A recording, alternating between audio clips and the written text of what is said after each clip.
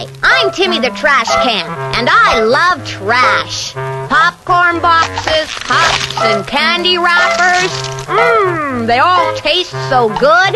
Instead of throwing your trash on the floor, won't you please give it to me? Thank you for considering your fellow patrons. Welcome to the Tim Dillon Show, everybody. We are here in Dallas, Texas, and we've got Brendan Schaub coming up. We have a lot of fun talking to him. He was in town doing the Addison Improv. Joe Rogan was in town doing the American Airlines Center in downtown Dallas. And Tony Hinchcliffe was in town opening for Joe. So we had a lot of West Coast people invading the Dallas-Fort Worth area, the Metroplex, as they call it. When Schaub was staying at a really nice hotel right down by where JFK committed suicide in the middle of the road. So I saw that. They have an X, nice and fun and real creepy, on the street where he got whacked. And and then last night I was at the early show. The early show was real drunk. I mean, they were good. They were decent. They were fun, but they were real drunk. And you get the feeling, I'm like, these motherfuckers would kill Kennedy all over again. They'd kill him again. You just get the vibe that these people would fucking shoot that guy in the head again. That nothing has really changed. Nada. Nothing's really changed. They would just go in. These fuckers would go in and get rid of that guy ASAP. No questions asked. You get that feeling here. When you walk around Texas, you get the feeling like if there was ever a place for a coup in this country, it's gonna be here. It's gonna be here. And it was. Like, if there's ever a place to get rid of the guy that says maybe we should stop, lifting fucking uranium from the Amazon, and maybe the CIA shouldn't be in a facto double government. Like, if there was ever a place to shoot that guy in the head in front of his wife, it's here. And you get that by the audiences. You're like, oh yeah, you guys are down. You guys are with it. There will be video for Schaub. I know many of you complain about the video. Here's why we don't give a fuck about YouTube anymore. And we're doing YouTube as a way to make the experience better for everybody. We like being on camera. We like the video. But the reality is YouTube is over. It's done. They're taking everybody's money. They're not allowing people to monetize their channels. Guys like David Dobrik, who have hundreds of millions of views, are talking about that their ad revenue has been fucking cut. So I have nothing compared to these people. So a lot of the big YouTubers, guys like Logan Paul or whatever, they've started podcasts, H3H3, because they're smart and they know that the ad revenue is going to be made up for in podcasting.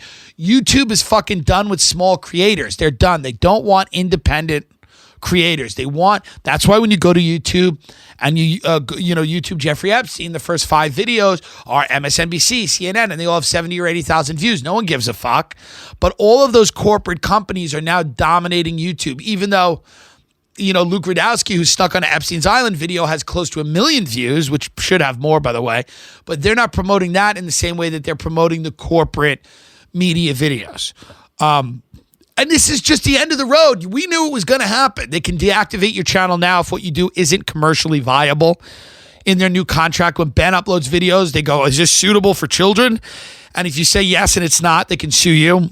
Obviously, nothing we do is suitable for children. Everything is adult, comedic, satirical videos and podcasts, none of which are appropriate for children. But this is what YouTube is now doing. They are getting out of the business of small creators, what essentially built them, and they're getting into the business. I mean, YouTube will be Netflix. You guys can't go on Netflix. Can't go on Netflix and start a channel. And that's going to be what YouTube eventually is. That's just what it is. There was probably some smoke-filled room at the Bilderberg conference or the Davos conference where a bunch of guys were like, we've had just about enough of this. Technology has allowed people to go out there and truly ruffle the feathers of billionaires that haven't had those feathers ruffled for decades. And I think in the beginning they tolerated it, and it even helped them because technology was just this way that you could complain about things but not take any action. So it was this simulation, essentially, this world that you could kind of just, participate in. But those people, it was like, great, let them tweet, let them, talk to each other on Facebook. Let them vent all their grievances online. We're never going to have to deal with it. Well, then what happened? Online started to get a little too real. People like Donald Trump got elected. Brexit, happened. All of these things that a lot of people, and I'm not saying these are good things or bad things, and I'm not saying that the people are all going to make the right choices all the time anyway, but empowering people is not on the agenda of the elites. This is just not part of the thing. They want people to feel empowered and not be empowered. They want you to feel good, but they don't want you to have the power to really do anything, certainly not upset the world order that they've really created. So somewhere there was a smoke-filled room in Davos, and they were going, this has been cute. This has been fun. We've allowed them to have a little bit of fun, but now it's time to rein it in. Now it's time to shut it down. Now it's time to basically hand the internet over to the corporations that we handed television over to. And these fuckers aren't stupid. They know TV's eventually done.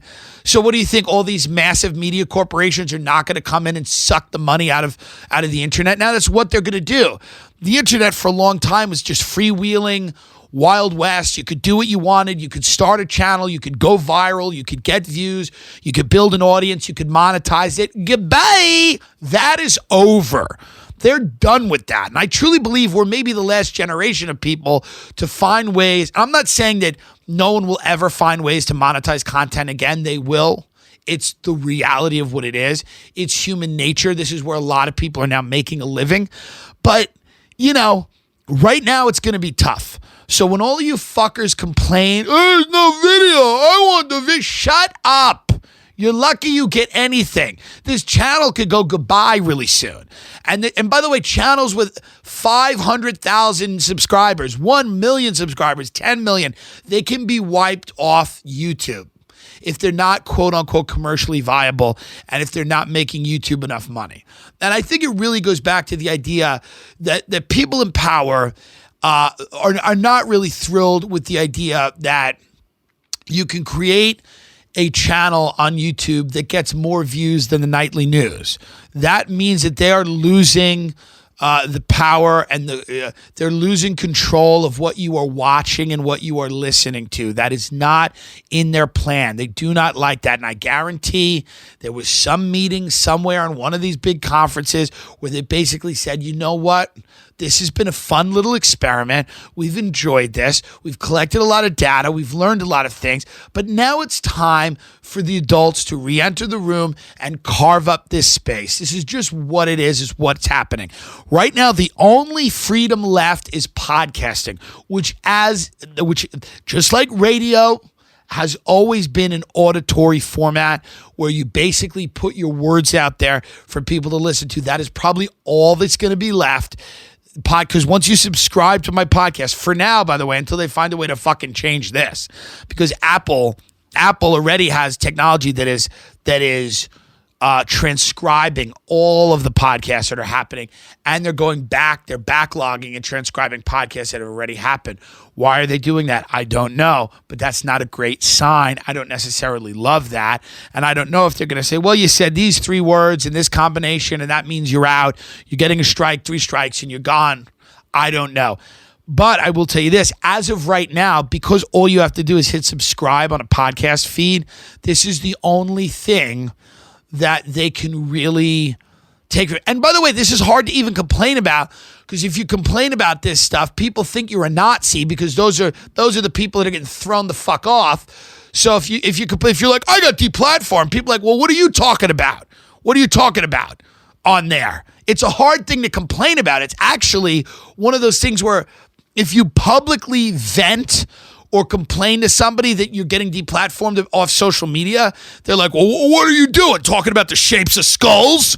What are you using your YouTube channel for? It's like, no, I'm dressing up like Ghislaine Maxwell at an In-N-Out. I'm dressing up like Meghan McCain, but it's still you feel weird talking about it because people think you're some lunatic that's trying to start a race war when in fact you're just fucking making people laugh. But the problem is they don't want to differentiate people that are actually, trying, and I'm sure there are people out there 100% that are using YouTube to recruit people into violent groups and whatever. And we know that that's happening. But what they're going to do is just get rid of everybody that's even the least bit controversial. That's just what's going to happen. And it's hard to complain about. I mean, I can complain on my show about it, and I can talk to people that are aware of what's going on about it, but the general public doesn't care. This is my point. The general public doesn't give a fuck. They don't make really money off YouTube, and if you start complaining that you're deplatformed, they think you're crazy and you're doing something wrong. It's just the way it is. They don't care. People love authority. This is what people are into. People are like, well, I'm sure you did something. Like, they don't necessarily, they're not siding with you, and I get it, because every now and then, there are people that shouldn't be on these things doing crazy stuff, But that's the thing. That's the future. The future is going to be, you click subscribe on the podcast, you're subscribed to the podcast. That is great. Until that changes and until they can start fucking with that algorithm, and God only knows, and I hope they don't, but that's going to be the last thing that's left, pretty much for everybody. YouTube channels are gonna appear and disappear at the discretion of YouTube. I don't put a lot of videos on Instagram anymore. People ask me, I just made a fun Disney video, about some psychopath. And by the way, enough with the Disney Plus. Fuck off. Enough. Grow up. How many times you need to watch fucking Captain America over and over again? Grow the fuck up.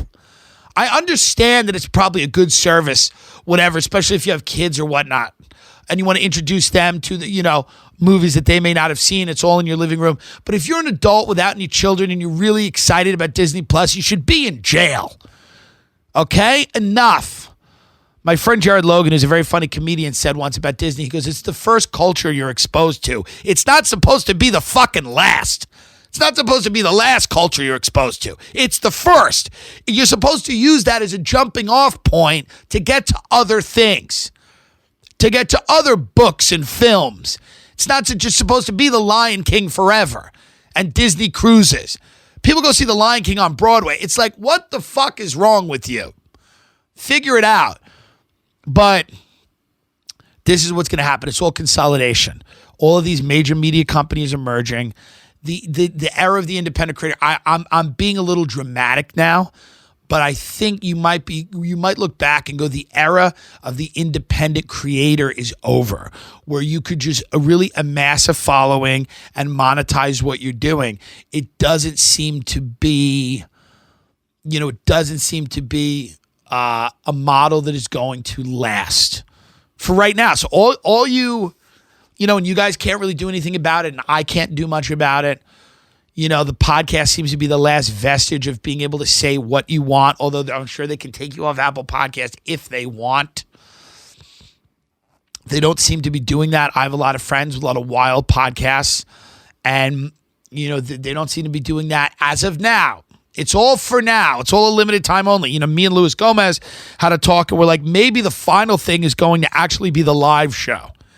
Maybe the reality is just going to be, if you want to hear things, you're going to have to go out live. You're going to have to leave your house, buy a ticket, sit in a comedy club or a theater, and hear what people say live. It may literally go back to that. It might just be a big circle that takes you back to live performance, because there's just too many hands in the cookie jar if it's not live. There's too many fucking people and corporate power structures that have to get involved between what people are creating and what you're consuming. There's just a lot. So YouTube is pretty much over unless something changes drastically. And by the way, they prevent people, nobody gets a notification when I do a YouTube video. They don't notify. We've got maybe 18 or 20,000 people that are subscribed to the channel. We should have a lot more, but my videos are not appearing in suggest. Even though people love them and they're funny, they have a huge amount of engagement. YouTube doesn't even want that anymore. So they're not appearing in suggested videos, and a lot of people are not being notified when I post a new video. So the tools that YouTube has to limit my reach, they're certainly not helping me build a fan base on YouTube. They're just not doing it. They have no interest in facilitating. Is this all Gary V? Good question. Is it Gary Vaynerchuk? Is that who I pissed off? Did I piss off Gary V? Now he's going around all the tech companies. I don't know. I think it's bigger than that. I think they just don't have an interest in independent creators. That's fucking the way it is. I'm very late to the game. I got into mortgages a year before it collapsed. I got into stand-up comedy late to the game. This is just what I do. As soon as I get involved in something, it's over. They'll probably get rid of podcasts in a year. As soon as I get good at something, it's done. I'm just that guy. I show up late to the party. All the good shit's already happened. And I'm just there cleaning up the kitchen and watching some girl vomit. That's what it is. So I show up late to the party. So those of you that are like, what the fuck's going on? I know a lot of you don't give a fuck. Like I said, it doesn't affect you in your daily life. You're not making a living live streaming. That's fine. But listen, go subscribe to the YouTube channel for as long as it's around. Stay subscribed to the podcast. I'm hoping to God that the podcast is just the thing that endures. I'm hoping it endures because radio in some form or another has endured. I think podcasting will endure.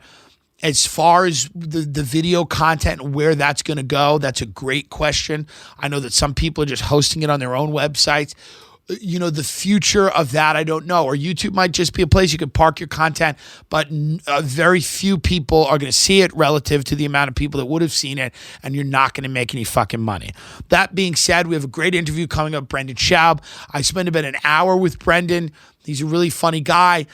People think I hate him for absolutely no reason because I made a joke, which me and him talk about with Lewis, where I call him the greatest comedian in the world, which he's not. That's why it's funny. But I could have said that pretty much about anybody because nobody's the greatest comedian in the world. Comedy's stupid. It's a dumb thing. And all of you that are precious about it, all of you out there that are like comedy snobs, you're even dumber than the people that are doing it because it doesn't matter. It's really dumb. I work my ass off on jokes to have a unique perspective. And the funniest thing I say is that, somebody with a T-Mobile phone has AIDS or whatever, and the audience goes crazy at that. It doesn't matter. It's irrelevant. And, I love it. Other comedians love it. It's what we've dedicated our lives to.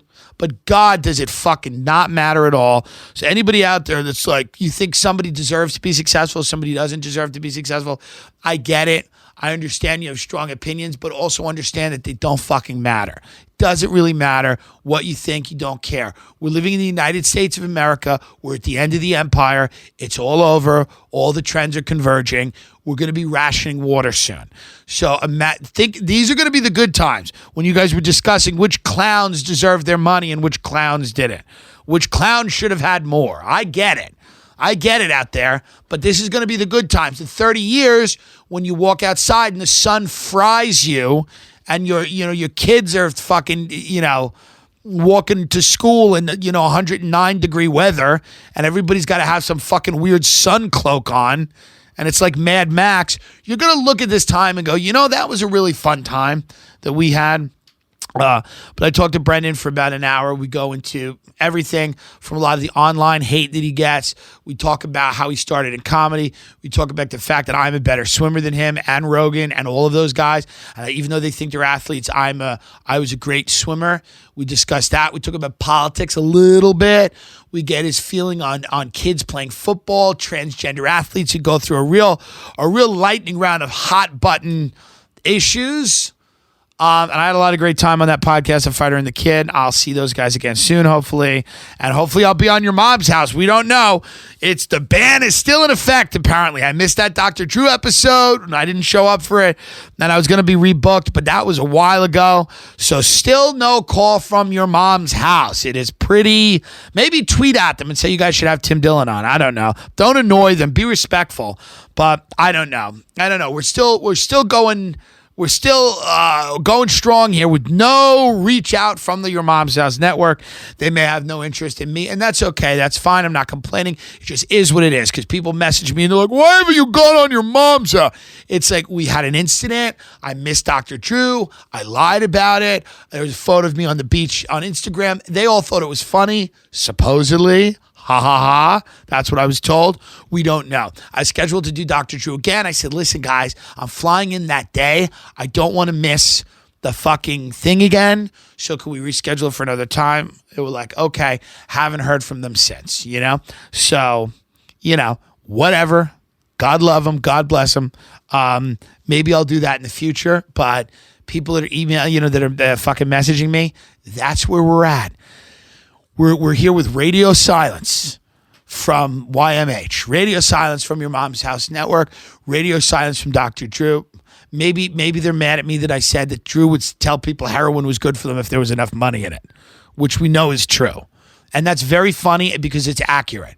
If there was a heroin lobby that gave Dr. Drew money to go out and tell you that the best thing for your kids to do is shoot them up with dope before you took them to school, he would absolutely sit there and do it. That's just a reality, okay? I don't even necessarily blame him for that. It is what the fuck it is. Brendan Schaub coming up.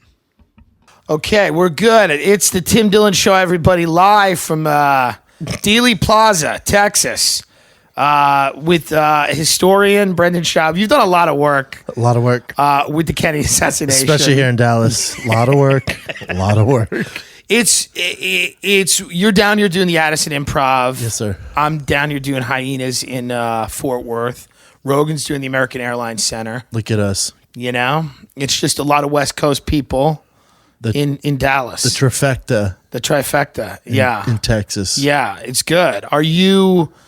So you're staying in a hotel that's like literally walking distance from where Kennedy was whacked. I did it on purpose. Yeah. Did you? This is my 4th time coming to Addison. I take the tour every year. And every year you do the JFK tour? Every year we do the government JFK tour. Government, I want that well documented. Yeah. Government tour where they spiel the bullshit to us. But I know all the facts. You know that I called out to it. Didn't happen. That never happened. Everyone calm down. That didn't happen. That did not happen. So you go in knowing. I know. I call bullshit. Wrong. Yeah. Shot was over here. There's actually 5 shots. They say 2. There's 5. 3 miss. 1 hit in the throat. 1 hit in the back. Who's on this tour? Just local tourists. Interesting. Who don't know shit. So I fill them in. This is what's weird. Yeah. So my brother Derek, my feature, and then Asan, my opener. MC, when we walk around, I'm like explain like stuff I know, but there's the homeless community around there, all black guys for a reason. Yeah, they come up and they're like, "Oh, you don't know shit," and it's like their gig here in Dallas. Oh, so they're giving another tour. It's a side tour of like what really happened. Wow, from like a meth homeless guy. Yeah, it's actually pretty interesting. I bet it's more educational than the government shill tour. Correct. Yeah. You know how in Venice or like 3rd Street, the bums are like out there, like maybe juggling. Maybe it's the one-man band. Yeah. Maybe they're eating glass. Yeah. That's their kind of 3rd Street. Interesting. Venice is an interesting thing to me because I love Muscle Beach. Yeah. Because it's a bunch of gay guys who've cured themselves of AIDS by lifting weights. You're right. I mean, it's just dudes that should have died in 93. Look at Arnold. Yeah, and they just somehow have pumped themselves free of AIDS. It's impressive. I mean, it's wild. Another reason to work out. Yeah. Have you ever gone down there? I grew up in Venice. You grew up in Venice? Yeah, in the summers, my dad my uncle lived there, so me and my brother go out there every summer, so we'd work out Gold's Gym. So that's my shit. You were an athlete from the beginning?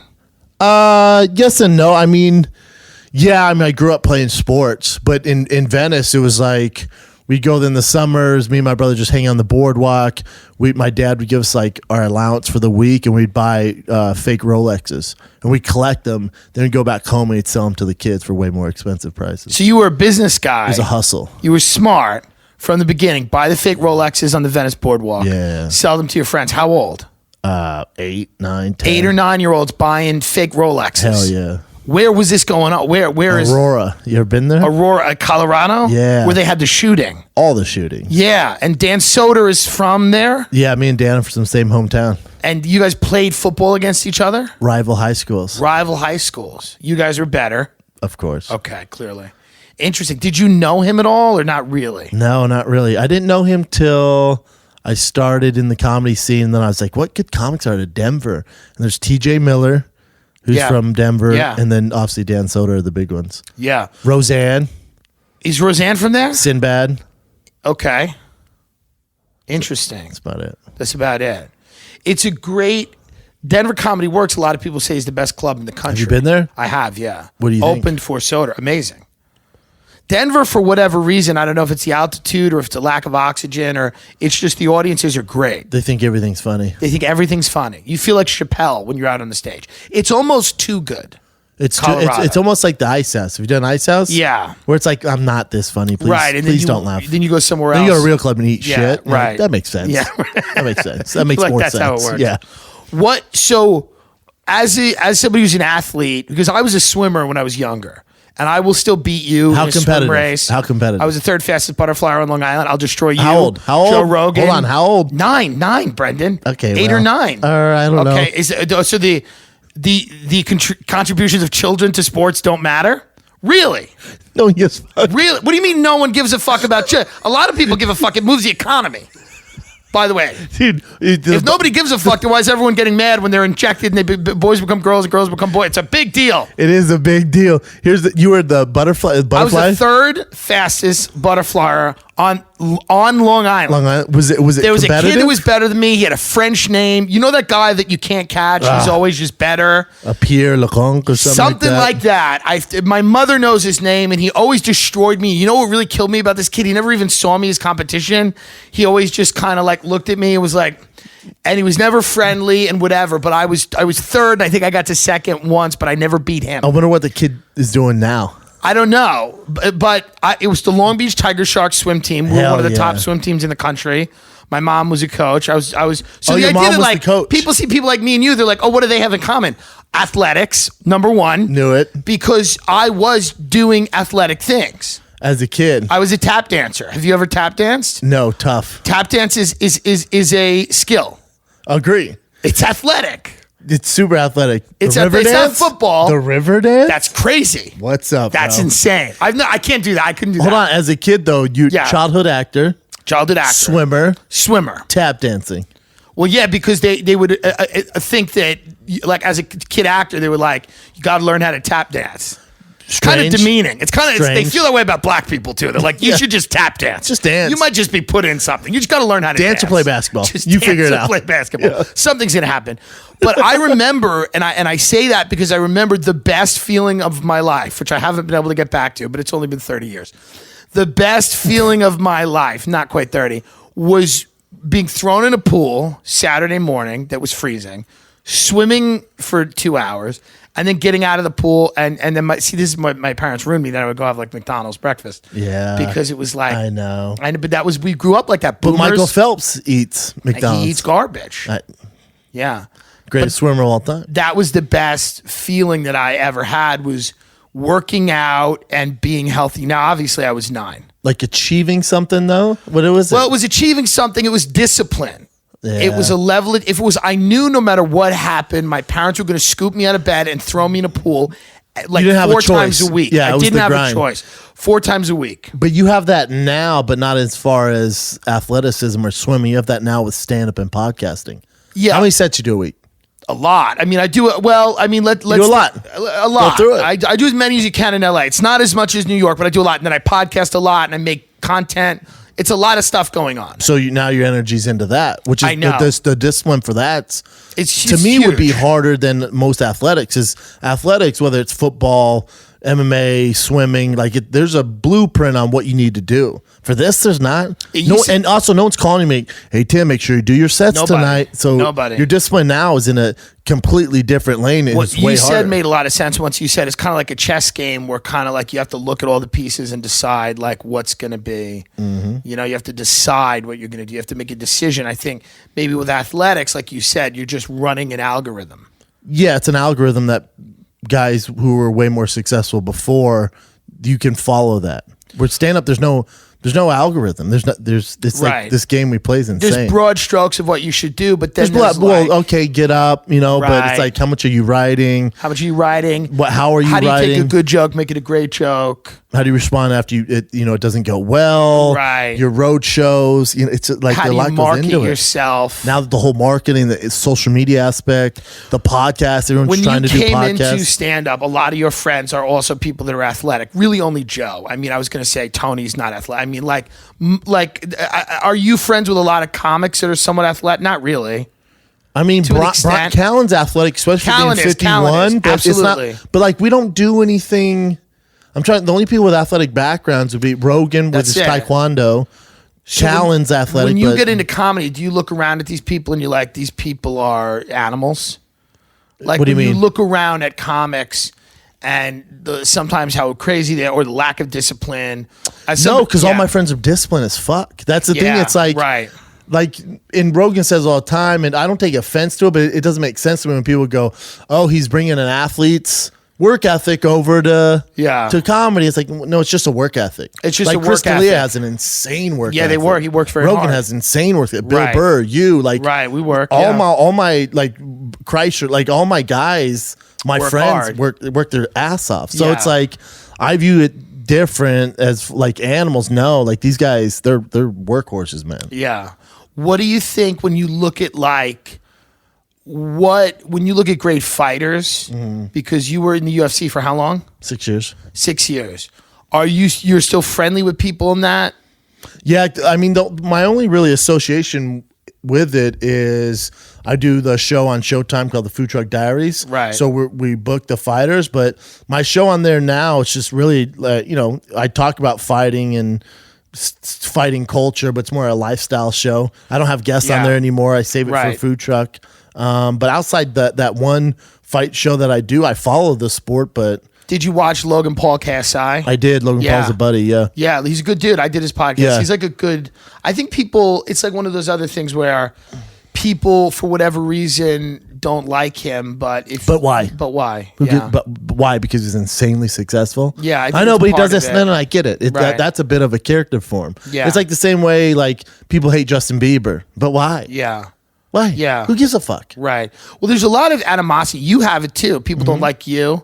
Do you think that's because people feel like you're successful in comedy, and because you come from this other successful thing, they don't feel like you've paid the right kind of dues?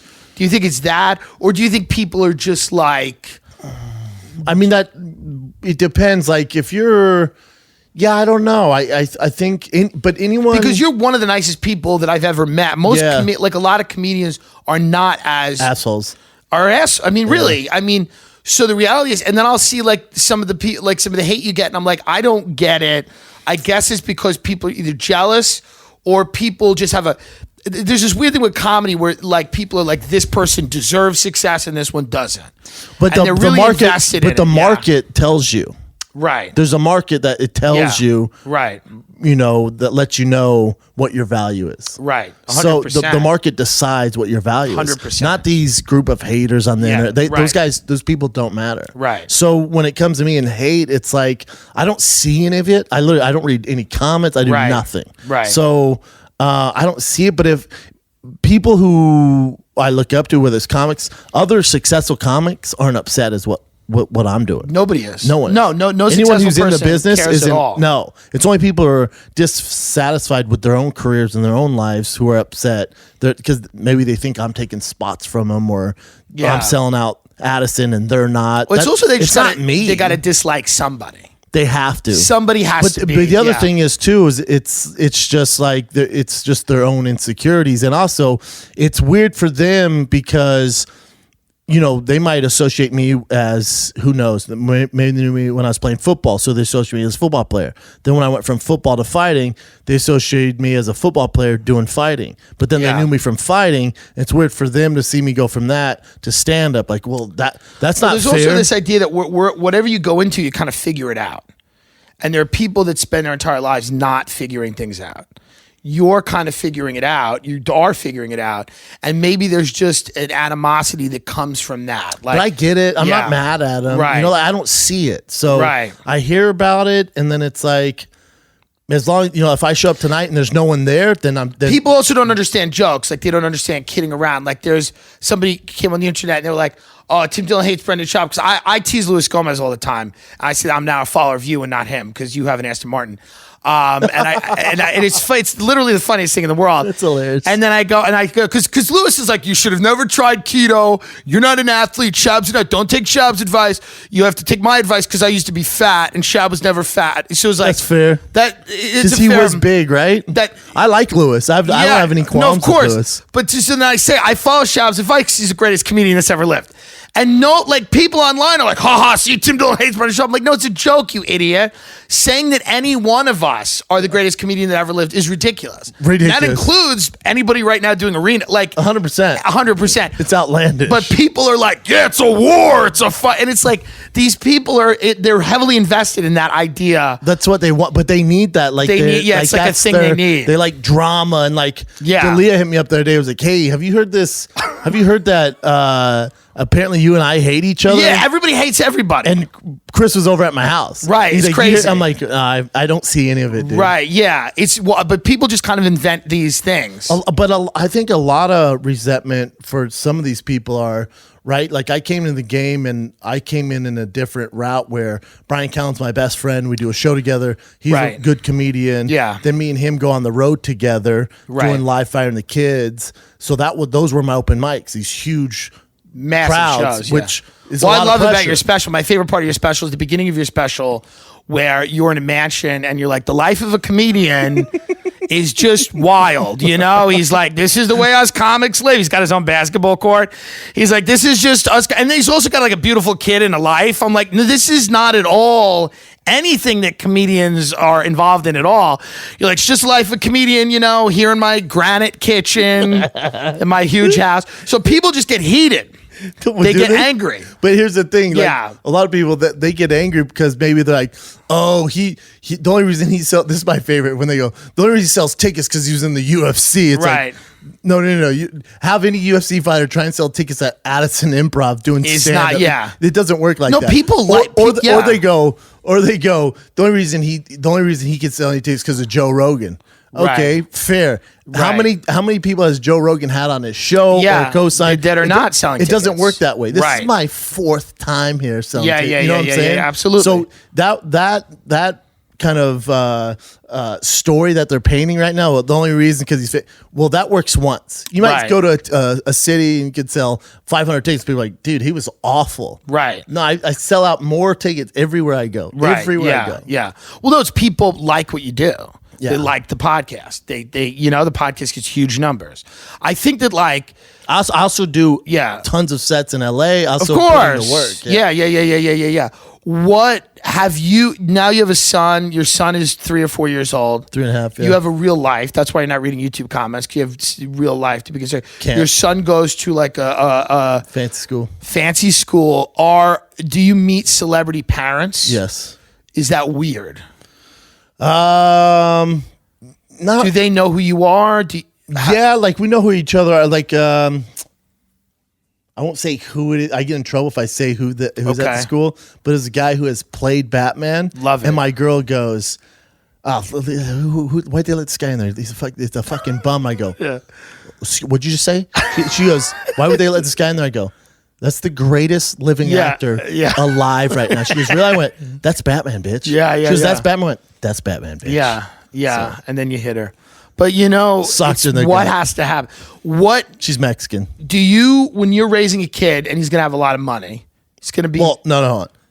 Papa's going to have You have a lot of money. He doesn't have a lot of money. He has no money. What do you do when you're raising a kid in a situation where how do you prevent that person from becoming an LA monster? I know. The type of kids that we see on scooters, on Melrose, that have YouTube channels that can buy and sell me, maybe you too. Probably. How do you stop a kid like that? You got to get him motivated. Becoming a SoundCloud rapper. I know. Yeah. Little Uzi Vert or some shit. One of them, little whatever it is. I don't want to say any of them because then they've all died. I got in trouble the other week because I said one of them and it was a dead one. I'm sorry. It was Little Bo Peep or whatever. I respect them all. I respect them. I respect the game. I respect the game. Zan follows me on Twitter. Little Zan follows me on Twitter. Shout out to Little Zan. Right.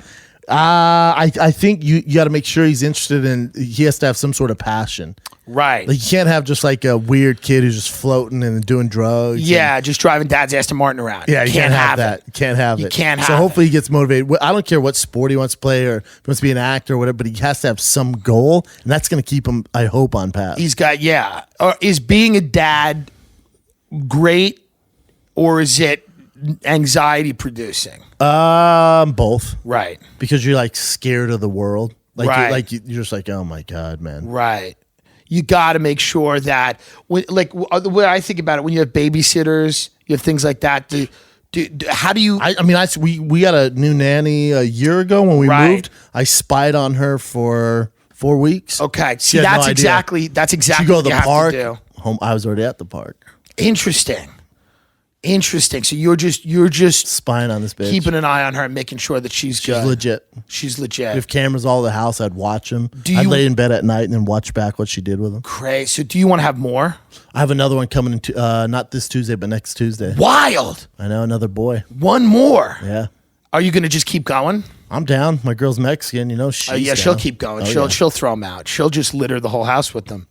Good for her. So this is exciting. Yeah. Do you have a name or no? Yeah, but she doesn't want to announce it. Okay. I don't care, but Is it a Mexican name? no. Okay. It'd be cool if it was. I was kind of getting a little like excited. Marquez Schaub. I thought it was Were they going to like, be what? something cool like that. Like, what do you think? Yeah, like What are you thinking? Like Miguel? What was that Mexican Disney movie, Coco? Coco? Yeah, like something like that, like Coco Schaub. Ooh, that's fun. That could be his nickname, though. We just call him Little Coco. You know, what is your nationality? What do you think? Schaub sounds Jewish, but only because it sounds like an investment bank. Charles Schwab. No, Charles Schwab. Charles Schwab is different, and that's like waspy, I guess. Schaub, I don't. it's Schaub sounds. Schaub is German. German. It's a German. So you're German. Also, Hitler's right man for a long time was a Schaub. Really? Any relation? I don't think so. Okay. I'd have to check the 21andMe. You haven't But looked. I don't. How about not? You probably shouldn't. Probably check it. not. So is it all German? German, Italian, and then my mom was born and raised in England, so Oh, half wow. English. So you're all over the place. All over, man. And you just have one brother? Yep, just this one here. Are you still tight with both parents? Yeah. Yeah. I mean, they live in Denver, so as tight as you can be living somewhere else. Right. But they come out and see the kiddos. Everything like that. Yeah. Folks, there is no bigger sign of a loser than a wallet that is. I mean, the guy, we did Kill Tony the other night, and a guy got out and he literally had just a manila envelope as a wallet. I mean, my boomer father used to have a huge wallet stuffed with $1 bills and, business cards of people that he couldn't sell things with just falling out of his wallet. This is a real sign of a boomer, is to have a huge wallet with contacts of all these people that they don't need and that have never helped them, and a huge wad of cash and a bunch of maxed out credit cards and debit cards. I mean, that's the problem with wallets, is they really show who you are immediately. And nobody right now, I mean, they used to say that the mark of achievement or success was to take out a fat wallet. There's nothing that could be further from the truth right now. If you have a lot of cash on you right now, you're probably poor or you're in the mafia. That's really the two options. You're either criminal, you're running a human trafficking ring, and probably they don't even have cash. They've even evolved, okay? Your congressmen and senators are now Venmoing for fucking kids, This is not 1997. So you got to get rid of these big wallets. You pull out a wallet at a bar, you're paying for a drink. Whoever you're trying to fuck is going to notice what kind of person you are. You pull out some busted, broken down leather wallet. It's probably not even leather. It's probably like leatherette or some shitty flea market wallet you have. You take it out of your pocket, people are going to notice that guy's a fucking loser. That guy hasn't made any good decisions. That guy's going to ruin my life as well as his own. That's why you need the Ridge wallet. I don't know if you people have come in contact with Ridge wallet, but I use it. Everyone on the show uses it. Ben uses it. It changes our life. Many comedians have it. We have a credit card or two in there. We have a business card, maybe a business card of your attorney, just in case something goes awry. And, that's it. A little cash. You do not need the world in your wallet. You keep it in your phone now. Everything's been digitized. Here's the reality, folks. The Ridge wallet is a small, front pocket wallet. It's metal. It's great. It's like indestructible. You're not going to lose anything. Everything is kept tightly in the Ridge wallet. Okay? It is sleek. 2 metal plates bound together by a durable elastic band. The Ridge looks nothing like a traditional wallet. It's a great conversation starter. Titanium, carbon fiber, aluminum options ensures there are options for everybody. Okay? It's a minimal, sleek, sexy wallet designed to streamline what you carry every day. It's got 30,000 5-star reviews, and it's a better way to carry your cash and cards. Try this wallet out. They literally, it's one of those things where if you do not like it, they will give you your money back. That is how confident they are that you're going to like it. If you go to ridge.com/Tim, 10% off your order. TIM. Ridge.com/TIM, 10% off your order. Again, this is the future. You have a slim, small wallet. It's not protruding from your pants. It's not some type of gag that you take out and start shuffling around to find what you need. And again, I've seen so many losers do this with their wallets. Older people that life just fucking hit them in the face constantly. They don't know where the fuck they are or what they're doing. And they just take out this big bulbous wallet and they plank it down on a table or a bar, and you see them and you go, what a waste of a life. And then you see all the information in that wallet, the business cards and everything, and you go, this motherfucker has never done anything. I mean, that's the type of person, you get a business card from a furniture salesman and it goes in your wallet. And then you just have 300 years worth of worthless contacts in your fucking wallet. Grow up. Nobody wants you. Doesn't matter. You're not doing any deals with the guy at the furniture store. Take his card and throw it out. Okay? Fuck him. He's just trying to fuck you over on that ottoman. You don't need to keep his card there. My dad would do that. He'd have cards from people that were just trying to rip him off. My dumb boomer dad was like, oh, you've tried to rip me off? I'll save your card. You didn't get me today, but hopefully you'll get me in a week or a month. I know you need this sale. You just want to hit him over the head. And my dad was like, let me keep a wallet of rotating scams. Let me keep a bunch of cards just so if I have a little money one day and I feel like getting it out of my pocket immediately, I can call one of these goons and they can take it from me. They can alleviate me of my paycheck. Don't be that guy. Get the fucking Ridge wallet. Okay? Ridge.com/Tim, TIM. I use this. I really do like it. Again, great way to support the show.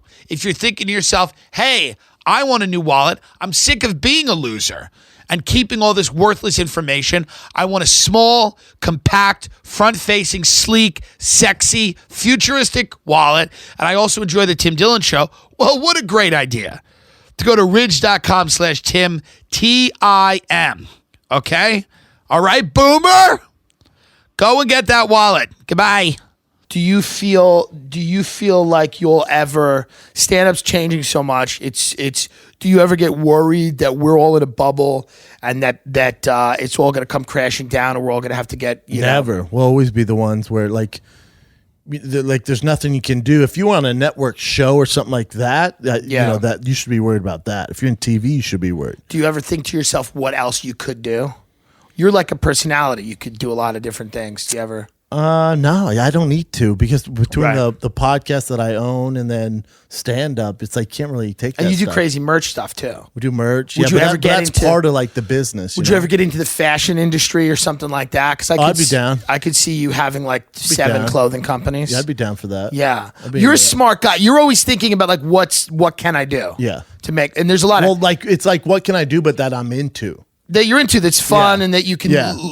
Do you ever look around at comics and you go, man, that's a talented person, but they just fucking don't? All the time. Yeah.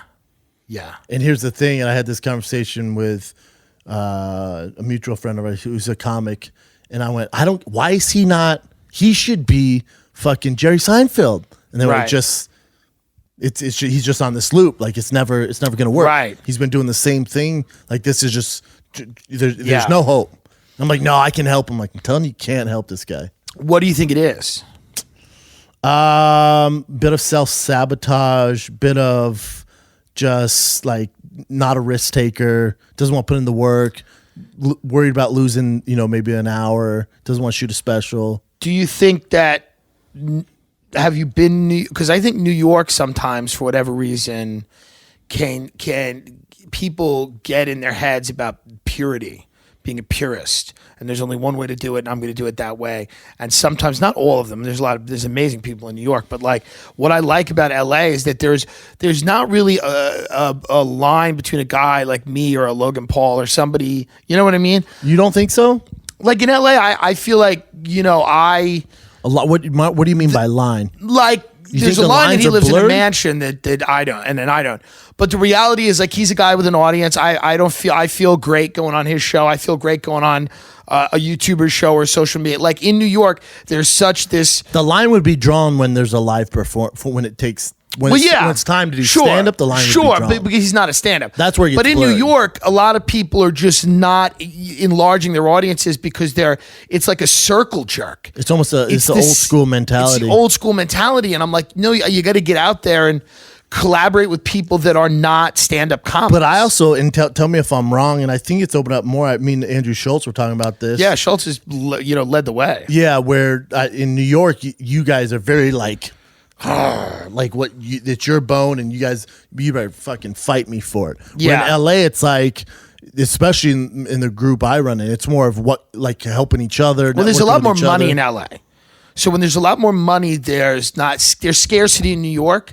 So people are fighting with each other more. But that doesn't make sense. More money in what way? Because you guys are way ahead with podcasting. You guys made a lot more money. Your shows are a lot bigger. That's not because we're in LA. No, it's because the attitude. You could do it everywhere. It's the attitude. But I would argue that some of that was the necessity of innovation, being in LA, not having as many spots, New York City being so focused on stand-up. There was a lot of spots, people just working and being so busy. I think LA, there's more downtime, and people said, well, what else can we do? How else, Rogan, starting that whole thing, being, not being at the Comedy Store as much because of the whole Mencia thing. Yeah. I think like that innovation, you guys are just way ahead, and there's just a lot more money. And also LA is Hollywood and movies and TV, and there's a million other things. And New York, there's not as many of those things. So New York, you have status, and everybody's kind of like, who's high on the totem pole of who's a real comic, and who's working a cellar every night, and who's doing this and who's doing that. There's nothing wrong with that, but what I think starts to happen to people is they lose sight that there's a larger world out there, and they got to reach people. Yeah, and I think it shows too. Not that the argument of New York comics better than LA comics, but some of the New York comics who will come over, like you, Mark Norman, Schultz. It's like, Jesus Christ. Yeah. Monsters. Yeah. No, I didn't know which way that was going. You're like, Jesus Christ, these guys, this is a rough hang. Horrible. This is a rough hang. Terrible to be around. No, you guys are fucking fantastic. Did a lot and the level of skill is because you guys are doing so much comedy. Yeah. And it's just like, holy fuck, man. Yeah. Well, I think I appreciate that, but I also think, man, that there's a lot of beasts in LA too. It's like different. Oh, there's a lot of beasts. There's just a lot of beasts. There's people that just do it differently. There's people that at your age now, are you glad that you waited to get into comedy? Because are you like, I don't think I'd have a perspective. Yeah. If I would have started younger, granted, I wish I had the stage time when I was younger, but it's like, I don't know what perspective I'd have. Right. Like now I've gone through some shit, ups and downs, and like it gives me more of a perspective on life. Do you have a life where you feel like there's a lot of drama, there's no drama? Like are you somebody who's how does... My drama comes from outside of the... I don't have drama inside my house. So my kid, my girl, there's no drama. My drama comes from... my business partners, who are other comics, right? Okay, that's so and then they're and what is it? Just comics we're all crazy in our own way. Everybody wants to do it their way. Yes. Yeah, and you and Callan are super tight, but you guys like every now and then, I guess you. Me and Callan, it's very. Me and Callan don't bump heads. Okay. No. Do you and Theo bump heads ever? Not really bump heads. Not really bump heads. No, me and Theo, you're talking about two different kind of personalities where I grew up on team sports, and Theo and I grew like, to me, it's all about a team aspect, and Theo's learning that. Right. If that makes sense. He's more like me, a championship swimmer, because there's nobody on the starting block except me. It's all on you. Do you understand? It's all on you. Me. Like it's all on you. You're in a football team hiding with a bunch of other people. Fair. Whereas I'm on the block More getting ready pressure. to. Yep. My family's good name, everything right there. Just on your shoulders. Did you ever on my shoulder? Yeah. Did you ever swim? Were you ever a swimmer? I mean, I swam as a kid, but not competitively because I was good at other sports. Is Theo any type of athlete? No. Nothing. Interesting. Nothing. Does he work out ever? Yeah. He's starting to work out now because it makes him feel better. Right. What is the workout? What is the move? Is it weights, is it what is it? Everything, man. Yeah, everything. You have to do it all. You have to do it all. I mean, you don't have to. No, but you should. I mean, but isn't swimming good? Let's say I just started swimming. Fuck yeah, do it. What if I just started swimming? My grandma, she turns 96. She swam every day till she was 90. See, that's the move. That's the move. She's 300 pounds. Really? But that's also the move, I think. I think those things are both the move. I think you just swim every day and be 300 pounds. I mean, it's like that Gaffigan bit. Have you ever seen the Gaffigan bit about whales? He's like, everyone says swimming's the best exercise. Gaffigan's like, what about whales? He's like, do you think whales think... That's my grandma. She would swim. It's like, I don't know, man. For whatever reason. Swimming ain't working, bitch.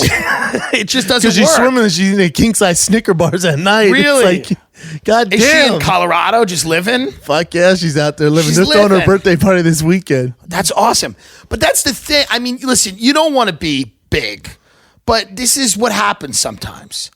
It's very hard. The problem is it's very difficult. For what we do, you don't need to be in some phenomenal shape. Really, we don't need to be Joe Rogan. No, we don't. No, like he's insane. Like he's in a human level of discipline that we all aspire to and respect. But it's very hard to then apply that to your life. Sometimes I don't want to work out for 2 hours a day anymore. Yeah, and then sometimes Joe will just be like, just never eat sugar. And I'm like, right, thank you. He's like, and you're good, right? No more sugar. He's like, just no sugar, no carbs ever for the rest of your life. And I'm like, okay, yeah. You know, Comedy Stories all. So you're not feeling good? So no more sugar, no more alcohol? And I went, okay. He's like, so you're good on that? I'm like, we're good, man. Yeah, I mean, it's an insane level of discipline. I mean. You know? Why is the country as fat as the country? I mean, the country it's a public health crisis. Where everybody's fat. Everybody's like 400 or 500 pounds. I mean, not everybody, but you go to Middle America. These are big boys and go girls. to Disneyland. They're like, what happened? It's bad. What is it? And you're a guy from that world a little bit. How do you fix it? What world? For the world of somebody who works out and is, just people are lazy. So it's like, if you want food, it's like fast food's everywhere. So the government kind of fucks us and just society fucks us because if you want food, it's like the easiest thing to do is stop at Burger King, something like the healthy options are more expensive. They're harder to get. So it's like already tough to eat healthy. Then there's no healthy options. What do you think about this whole thing about fat shaming and that we're now celebrating fat people? Like, I don't celebrate fat people. I can't the models. I don't want my model fat. That's not what they do. Right. That's a good point. That's not what they do. Now, what about Lizzo? Because Lizzo is very, very popular. Lose weight. Yeah, lose a little. Everyone's like, oh, I like her attitude. Good for her. I'm like, not good for her. But she's unhealthy. But have you seen a new video where she comes out in the diabetic boots? I like that. The point is, she needs to get skinny. She's going to explode on stage, and her entrails are going to hit the faces of a bunch of white women. The blood's on our hands because everyone's like, you go, fat girl. It's like, I'm the only one going, you don't go, fat girl. You need to just... Let's take it down a notch. Rein it in. Maybe, I'm not saying get skinny. Yeah. Let's get healthy. She needs to rein it in. I mean, there was... Check your blood pressure, bitch. She used to do something... She called out some Postmate because a Postmate was late with her food or something on Twitter. So that's a problem. That makes sense. It's a problem if you're calling out... If you're a multimillionaire and you're calling out a Postmate on Twitter... She's an addict. It's an addictive... It's an addictive... Because listen, I've been there... What's your food of choice? When the Postmate shows up, I want to strangle them. Oh, me too. I go, dude, would you have other orders? What the fuck are you doing? I get being angry at a Postmate, but then to call him out on Twitter is like, oh, you're fucking not even in your right mind. My food of choice, what's your go-to? I don't know if I have a go-to, what's a problem? Like for me, a real thing that I should not have is like if I find myself in Larchmont Village, oh, there's a Salt and Straw. oh, there's a scoop of ice cream. These are bad. This is But it the has problem. to be like really good ice cream for me to go there. Yeah, I don't eat garbage ice No, cream. me neither. But I Have eat. you been to Jenny's? Yeah, it's fine. It's nice. It's fine. Salt and straw is the numero uno. Salt and straw is better. The salted malted chocolate cookie dough or whatever. My favorite ice cream. And then I get fudge on top. I mean, this is, and then I walk around Hancock Park. My and mouth just is look at watering, mansions. by the way. But so like my ice cream's always been a bad thing. I actually don't eat like I don't eat Domino. I don't eat garbage food. But when I go out, Like I a nice will, like meatball. No, I eat all that. I'll be in New York. I'll have Well, let's say you're not. Let's say like you get done tonight at Hyenas, like and you like after I'm done with you, before instead of getting stuck in traffic on the way back to Fort Worth, we might go to a steakhouse, and that's not bad. Yeah, you can eat good there. Sure, but maybe maybe the waiter says something about like lobster bisque or something. Gotta have it. Maybe I get a bowl of lobster bisque. See, The road life is grew up impossible. going to 4-star restaurants. I grew up eating. You grow up rich. Not rich. No, not rich. My uncle was in the restaurant business.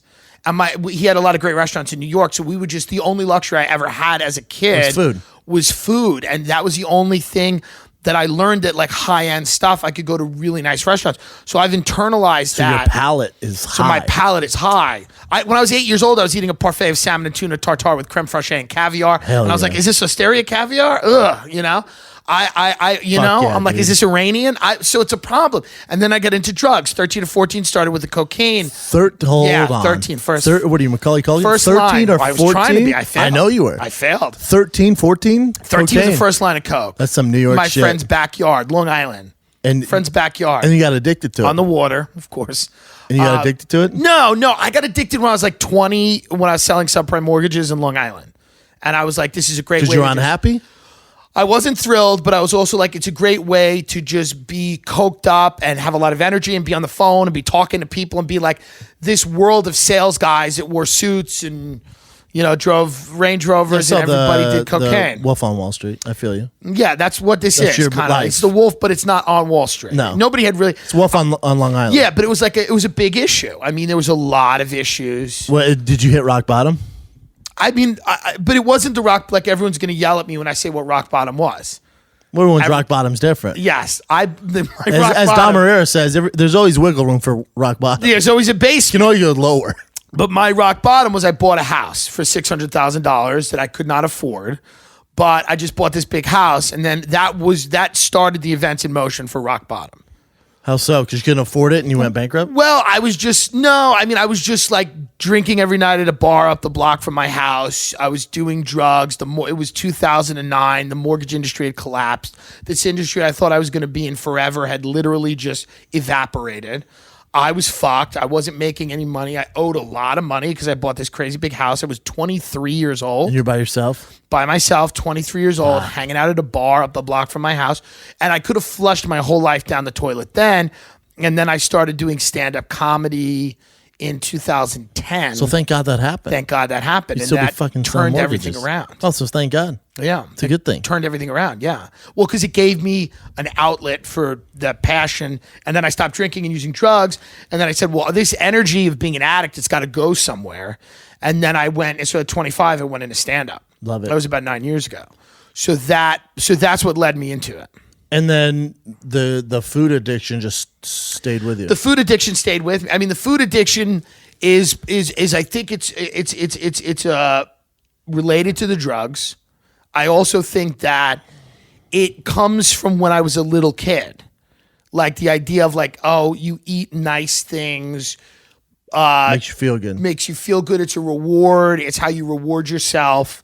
So all of that stuff. I have a problem with it. I mean, I have a problem All that with food stuff too. I becomes don't know where it unhealthy. comes from. I don't know where it comes from. Sure, I got to talk to someone about it. But. Well, I'm sure it just comes from, I mean, we all have compulsions. Like if you weren't a guy that like what you do, like people, like you have enough money, you could just stop tomorrow, but Yes. you want to keep going and doing and getting better and doing things. Correct. So that's a certain type of person. Yeah. That's a certain type of person. That's somebody who wants to, push it to the limit. But it's also like I can't Rizzo was on Rogan late and he goes, I eat once a day. I'm like, motherfucker. I'm so Interesting. jealous. Yeah. Or like Henry Rollins was like, I wake up in the morning, I drink carrot juice. 1 cup of carrot juice. That's all I drink. Yeah, but didn't I'm he like, I'm have so many, jealous. many years of not doing that? No, he was sober Forever? forever. Really? Never had to touch alcohol or drugs. Interesting. He's just crazy. Okay. He's just crazy. Yeah, because people think he's still drugs. No, he's just people crazy. think I'm still doing drugs. I mean, Really? even Joe on his show will say Tim Dillon, he does these crazy sketches. He's a sober guy who seems like a drunk guy. That's hilarious. I mean, I put on a wig, I yell and scream as Meghan McCain. This is not something a sober person does. Or they do. Yeah, or they An do. Awesome or sober if you're, person. if but you're it's like fun and crazy. It's like D'Elia. Everyone thinks he's like drugged out. All never the time. Never touched anything. Yeah, it's interesting. Yeah. What about sex addiction? Do you have that? I don't know. Yeah. Because I know people with that that ruins lives just like drug addiction. It could. I have friends that cannot stay faithful. I don't. My thing is like I know guys who have that issue. Yeah. And it's so consuming, such a demon. It unravels everything you're trying to do. But I want to get so successful as a stand-up comic that's more important to me than any. So it's like the transference of all these things into comedy, where it's like let comedy. Comedy's keeping me on a path. Yeah, I think comedy keeps a lot of us on a path. Correct. Where whether they're comics or athletes, before if things aren't going good for them and you get off a beaten path, you don't have anywhere to put your energy, that's where guys get in trouble. Right. Well, BlueChew, baby, BlueChew. You know what it is. That's not a candy. It's getting your dick hard. BlueChew, do you have a problem? You have anxiety? Can you not get it up? Are you not sleeping with an attractive partner? What are the chances of that? My audience, probably high. But you still need to perform. Not maybe great, but adequately. You still need to get the job done. So what do? You need a chewable dick pill with the same ingredients as Viagra and Cialis. Easy. BlueChew is super easy. No awkward doctor visits. You don't have to wait at the pharmacy and bump into people from high school, ask what you're doing. You have to explain to them that you don't have any children. You moved to LA to be a screenwriter. That failed. Now you're back working for your folks and picking up dick pills at CVS. None of that. They ship it to your door in discreet packaging so your mother doesn't know what you're doing. Easy. You just go online, free consultation. You tell the doctor what the issues are. And is it a doctor? Sure it is. Why? Because this email I have says it is. It's a doctor online, and they want the best for you. They took a Hippocratic oath, didn't they? And basically what BlueChew will allow you to do is it'll allow your penis to work. BlueChew.com. Blue like the color blue. It's the first chewable dick pill. They work up twice as fast as Viagra and Cialis. It's not for guys who can't perform. It's for any guy who wants extra function to enhance their performance in the bedroom. It's not just for people that can't get it up. It's for people that want to get it up over and over and over again. Maybe because they're addicted to sex. Maybe they're a nymphomaniac. It's where they derive all their pleasure from. Their only sense of self is if they're fucking people. That's what this is for. It's not only people that can't perform. It's for people that all they want to do is perform. There's nothing else. Most guys talk a good game. I don't agree with that, by the way. This ad copy, I think, is wrong. I think guys, a lot of them don't talk a good game. Especially the guys I know can't say anything, Start taking their phones out and showing people photos of Building 7. But BlueChew helps you follow through for round 2. BlueChew is prescribed online, shipped straight to your door. It's made in the USA. And since BlueChew prepares and ships direct, they're cheaper than a pharmacy. It's a good dick pill, folks. What are we doing here? We're selling dick pills. You either need them or you don't. Maybe you don't need them. Maybe you want them. But either way, it's a good situation. Viagra and Cialis is a big deal. You got to get a prescription. It's a whole thing. You don't need that here. Right now, we've got a special deal for our listeners. Visit BlueChew.com, BlueChew.com, and get your first order free when using our special promo code TIM, T-I-M. Just pay $5 shipping. Folks, the first fucking order is free. You just pay $5 shipping. That's all you need to do. Right in time for Thanksgiving, you get a handful of dick pills for free. Share them with your family, okay? Maybe you're going to meet somebody at Thanksgiving Eve. You're going to fuck. Maybe it's that old girl from high school that you used to know. And yeah, she's 400 pounds now, but it doesn't fucking matter. You're also a loser. You need pills to even fucking function. So you see each other out at the bar and you're really drunk and you're gargling down food at 3 a.m. You're eating pizza, and you joke around about your old earth science teacher, and finally, you go back to your parents' house and bone, And now you got the BlueChew, so you show her a really good time, and she calls you the next day, and she's like, oh my God, that was amazing. And you start seeing each other on and off, and then finally, you both move back to the same town and decide you should get married because you both have nothing else going on. And your parents pay for a little shitty wedding, and you do it at a VFW, and you say that it's fun and quirky, but it really is, it's sad. And you marry this girl, and you have loveless sex until one day you have a child, and the child might be autistic. You don't know. It doesn't really blink, and it's kind of creepy. And you say to yourself, I hope I'm not raising a school shooter. But at the end of the day, you do what you do. And then you just, you limp along, and life's horrific, but it's kind of okay. And listen, and then you get older, and the kid gets older, and you go to Disney World with it, and you walk around 110-degree weather with this fucking fat animal you married, and your weird non-blinking son who's definitely going to shoot up a school as soon as his finger's big enough to pull the trigger. And you say to yourself as you're sitting there at an overpriced, shitty resort for the only 2 days that you can fucking afford it, you say to yourself, God, I wonder what would have happened had I not had the BlueChew to adequately perform for this beast I'm now married to. You see? You got a life now. I just gave you a fucking life. BlueChew.com. Promo code Tim. Goodbye. What would you I'm say? trying to stay on this path. What would you say to? What do you think about all this shit where people are like, we don't want our kids playing football anymore because what? I mean, how do you feel about this? Weigh in. Let's get a clip. Let's get a viral clip. What are we thinking? Listen, man. I think with football, it's here's Brendan Schaub on the football controversy here, right now. Do you watch football? On the Tim Dillon show? I have, yes. Because last night, Myles Garrett took a quarterback's helmet off and hit him with it. Okay. And they suspend him for the season. That's too much, I think. Way too much. Way too much. No, take him out for a game. Yes. It's the culture we live in where everything's like this cancel culture. But in fairness to him, he should have hit a woman. Keep going. If you're going to do it, hit a woman. If you're going to do it, hit your partner, and you'll be back in next game. Or the UFC assign you. So the thing is with football, it's like, if that's what they want to do, man, let them do it. If the kid loves playing football, the argument is that the kids are young and they don't know the repercussions of what they're doing. I don't think you should let kids. The brain. Your son is 3. My son's 3. He's not playing tackle football till he's. I don't know, man. It's a tough. Now as a parent, it's tough. So he's not playing tackle football. I started playing tackle, I think, when I was 6, which is too early. So you say no tackle football for these kids until they get a little older. Yeah. I don't want to see Pee-wee tackle football. We don't need that. So until what is the appropriate age? I don't know. I get maybe middle school. Middle school, you think they can evaluate all of the different repercussions? No, I don't. I just think it's what you sign up for, man. And here's the other thing: is brain trauma, like CT, is it a problem? Yes. The majority of players don't have anything. Right. You just hear about the worst case scenario. The odds are you're gonna be fine. Right. Sure, you're gonna have fucked up knees and ankles and necks and wrists, but that's what comes with the territory. Transgender children playing football. Sure, like Icebox from. Where are you on this? Fuck it. Let's just make the kids that we were just talking about. Now they're transgender. Let them play, man. What? No, but this is a big deal for. This is a huge problem now. You have women identifying as men. No, you have men identifying as women, and then they beat up women.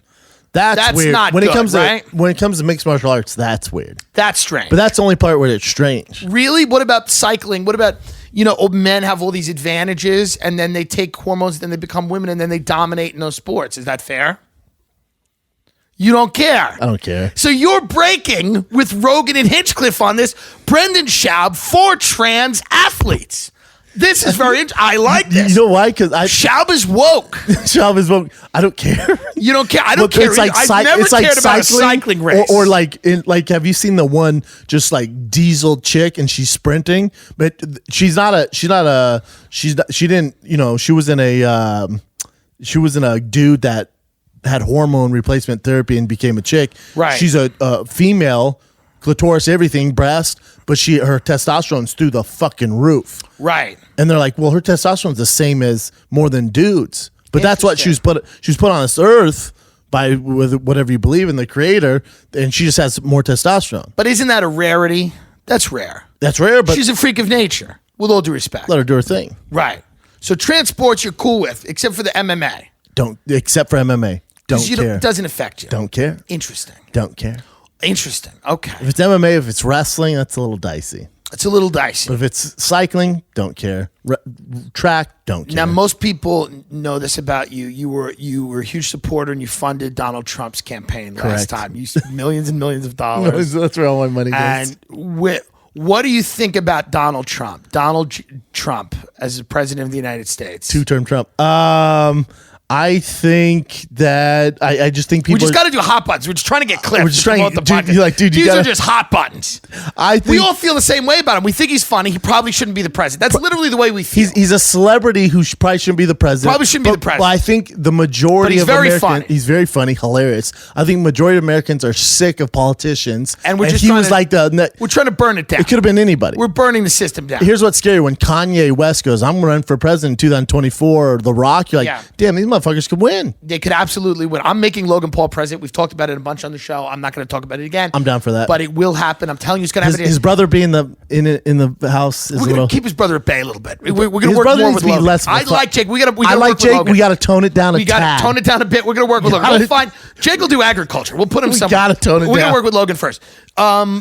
When you hear politicians going, millionaires are the problem, rich people are the problem, you're somebody who has a lot of money. Yes. What do you feel like when you hear that, when you hear Bernie Sanders or people like that? Now, they're not necessarily talking about you. They're talking about the billionaire class. They're talking about the 0.001%. Right. But it doesn't make sense. You're a wealthy person. And I'm not 0.001. They would come with the pitchforks for you. That's bullshit because I worked for this. I worked for this. I agree. But they're also all millionaires. Some of them are. Bernie is. Well, sure.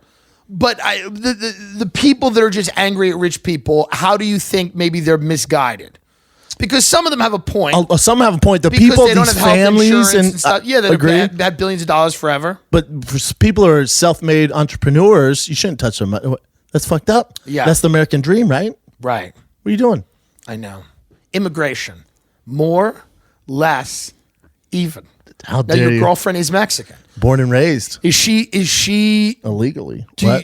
Real interesting. Now, do you ever threaten her with a little call to the authorities if she gets wise? Every Thursday. Yeah, you can go. Listen, we can Daddy has to do it. Really, yeah. You talk back. Does she hate Trump? Because of course it makes sense. Man, it's not that she hates Trump. She doesn't like. Here's the thing: is she Americanized? Can she read and write and everything? Kind of. Okay. English tough. A little bit, yeah. Right? She's in and out. She's probably smoking.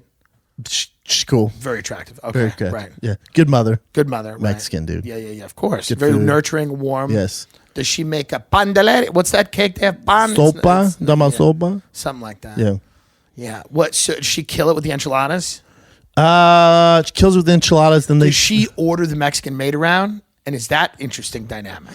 Ooh, here's the interesting dynamic is the Mexican maids ever like, I know you think you're a white bitch. You ain't a white bitch. Yeah, she's like, bitch, we know where you come from. Right. Guadalajara. Right. Here's the thing though.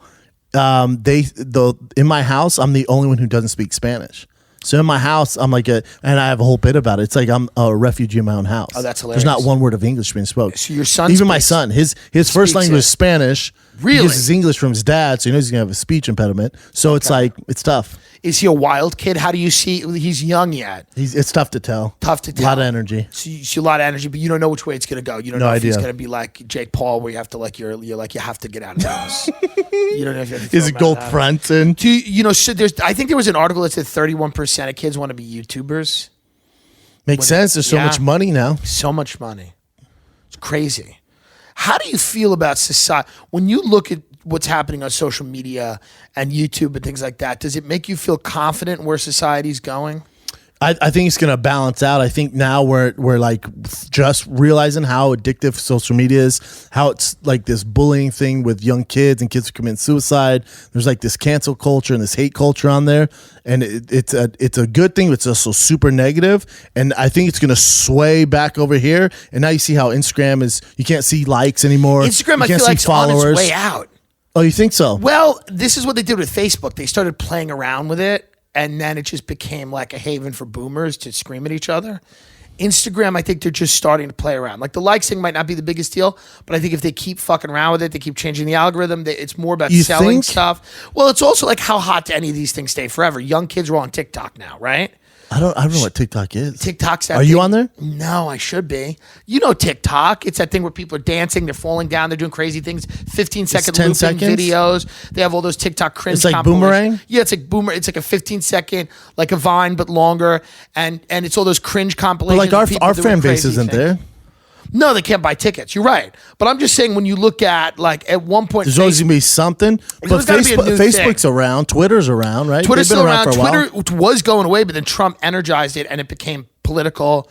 I like Twitter a lot because you can put things out and people can share them relatively easily. Agree. So you put a video up. But I do like Instagram too. I don't want it to go away. I'm just saying there's always going to be the next thing. Right? Yeah, I think what we're going to learn is social media, and you're given these dark demons a voice where it gives them credibility to hate on successful people or hate on talented people, and also bully kids. So I think it's going to even out. We're like, oh shit, this isn't giving everybody a voice and giving them an opinion. It's not good. So Brendan Schaub here on the Tim Dillon Show for taking away the internet from people.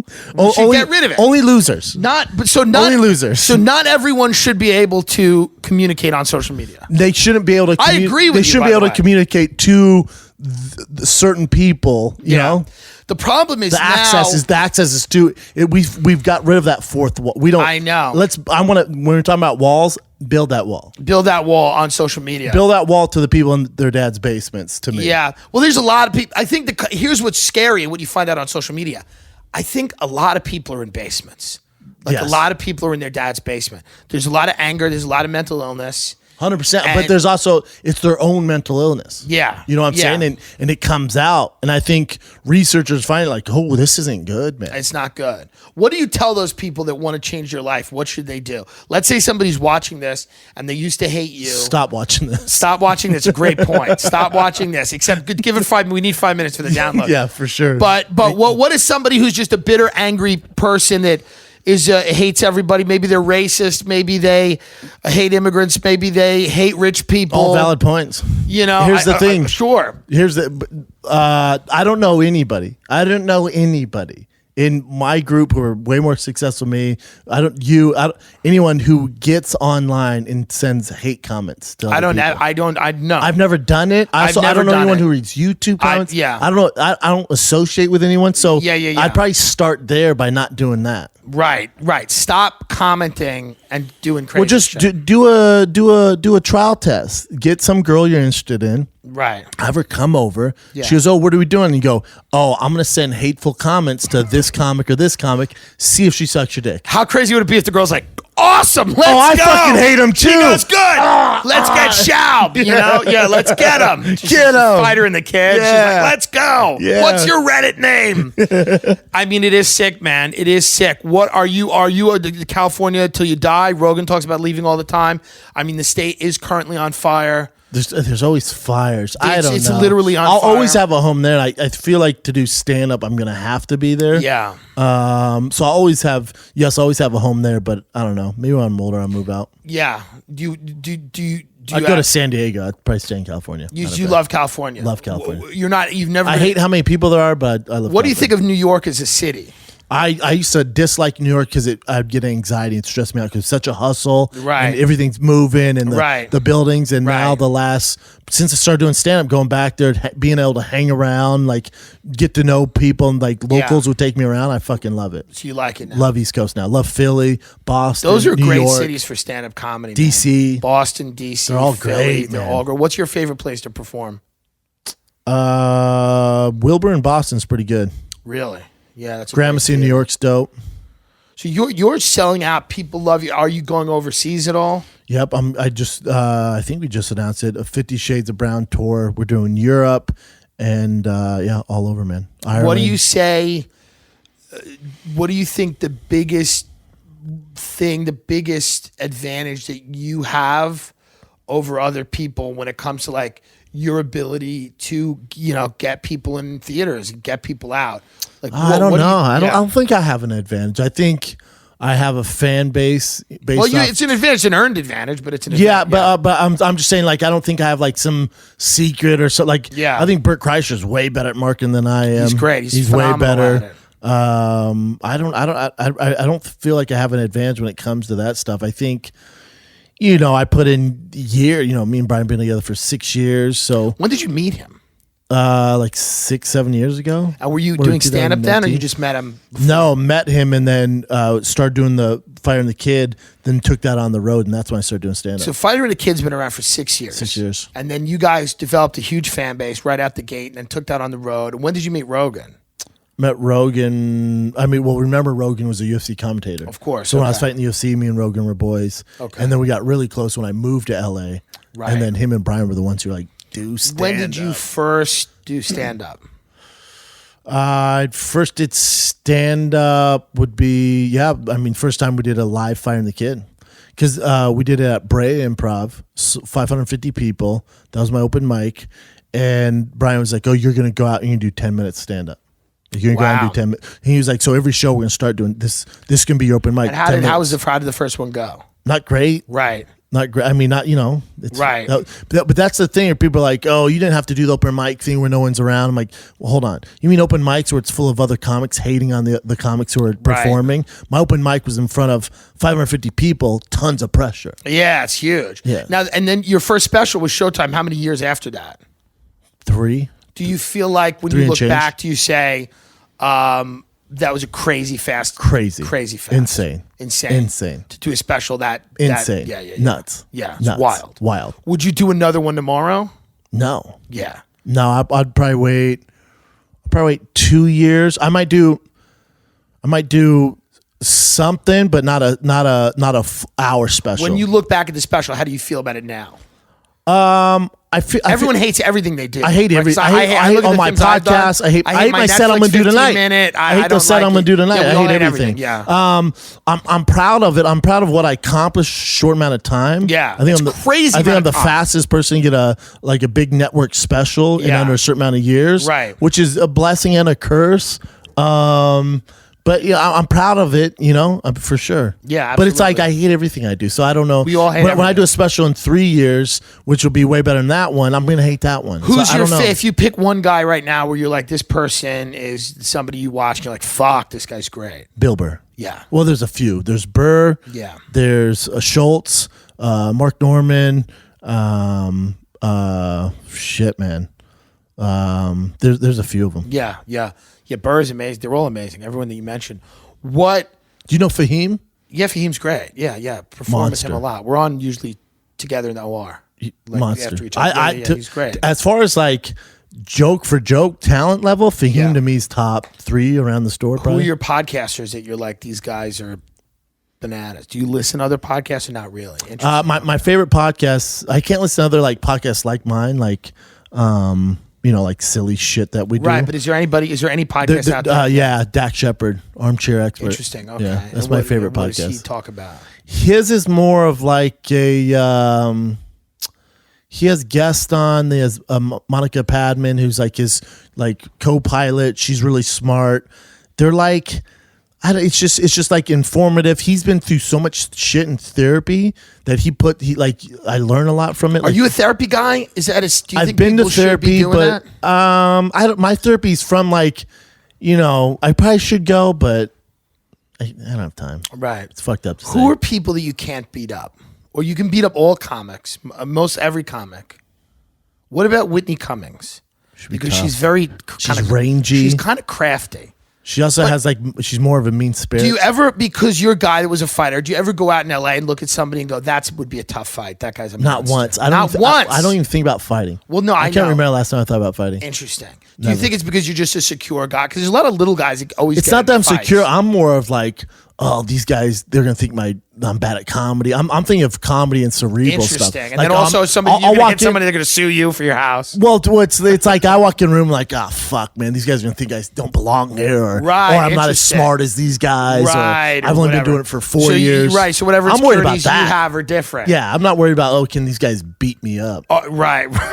Right. What about like like the thing, like, you know, Rogan's famous for his kick, right? He has that famous kick that he does on YouTube or whatever. I'm not famous for his kick like fucking. Well, you know, I mean in the fighting world, like people, Edson Barboza. No, of course, but like people will show me, they'll be like, look at that kick, that's crazy. Do you have like a fighting move that you're known for? I was known for like my Darce choke. Okay, now explain what that is, because that's interesting to me. Yeah, it's so like if a guy were to like, what's it called? Darce choke. Darce choke. It's like where their arms like this. Yeah. Yeah. Interesting. Yeah. So you would just choke people. I was good at it and getting it from all different positions. Were you ever a wrestling guy? Did you ever watch like WWF, WWE growing up? I did, and then I turned 10 and then got over it. I'm with you. Yeah. I think it's a little depressing how comics still go to WrestleMania when they're in their 30s. I mean, it's a little much. I can't get into it. Me and Tony Hinchcliffe talk about this all the time. Like I had a bit. Tony loves it. I had my bit on my social out Hulk Hogan. Tony's like, dude, come on, man. You don't need to be doing that. Right. I'm like, dude, it's Hulk Hogan. Yeah. He's the one who made the sex tape. Oh yeah. So what Tony said, no, don't do it. Well, he's just like, come on, if you're gonna do that, man, you know, it's like they just like that's their Joe Montana or that's their, you know, Richard Pryor. Like they're huge. I just can't get it because you did the real thing. It's like, why? We know it's a choreographed dance recital. Oh, I tried getting into it, and Rock, you owe me fucking $69.99. I watched. I'm like, this is terrible. Yeah, it's not good. It's so strange. It's not good. In closing, is there anything that you would say to, you know, people that are excited about what you're doing in the field? Like, are there things where you're like, I want to make these things better? Like, I want to, like, are there things that you're excited to do? Do you have any interest in doing anything other than podcasting or stand-up? If you had the money, is there a version of Brendan Schaub that puts out... That stops doing it? No, that puts out a movie, that puts out a documentary, that puts out I've been offered a TV show. I've been offered... But I mean, like, yourself making it. Like, do you ever say to yourself, I want to make more shit... The only thing I would do is do like a buddy comedy like series, but with all our friends. Yeah, I mean that's so not like a bad Theo, idea. Brian, it's not a bad idea. Segura, Joey Diaz, great idea. All the guys. I'd be down for that, but outside that, no. Like I get offered movie stuff all the time, auditions. It's just not stand-up's hard enough. I mean, if you could kind of do it. Again, if it was like with me and Brian or me and Theo, I'd be down. Do something, but if it's not, because I think maybe that's the direction things will go eventually. Agree. You know, but also with like, you know, everyone has kind of. We have this built-in audience from the podcast and stand-up where if you think of all our crew in LA, it's like it's kind of a network. Think how much power is in that. Yeah. So like all these like Comedy Central, Spike, all these networks, they're gonna want that audience. They're trying to get in the digital space. Yeah, so we're already there. It's interesting because I mean we do so much podcasting and stand-up. There's probably other things that we could do eventually. 100%. You know, because there's so many. Like I've always wanted to do a thing about when I was like in mortgages and then cast like Coco Diaz or Santino or like these guys, you know, like in like that type of thing. And I think in a few years that would absolutely be possible. And you could fund it yourself. Yeah, 100%. Yeah. I think that'll be the next wave. Agree. Where can people find you? You want to plug anything, promote anything? When's this come out? This will come out Sunday night. I'm in Salt Lake City, Utah. Saturday, 12 a.m., so Sunday day. Salt Lake City, Utah next week. Wise Guys. And then Wise Guys is great. Great club. Go to, I think it's called something's Diner, Rose's Diner or something. Red Iguana, bro. Red Iguana's dope. But then there's also a weird diner up in the hills. It's just beautiful in that area. Nice. Yeah, I'll get you the name I have Kansas City first week of December, and then I'm in Jersey, I think one night, December 14th. Fighter in Borgata. TFATK.com. TFATK. TFATK. Yep. .com. Very good. Thanks for coming on, dude. Thanks for doing this, man. Yeah. Thanks for making the time. I know this was good to see you, brother. Yeah, I'll come see you guys soon. I love you guys. I think you too, man. Love you, man. Calvin's great. All right, guys. Thanks so much.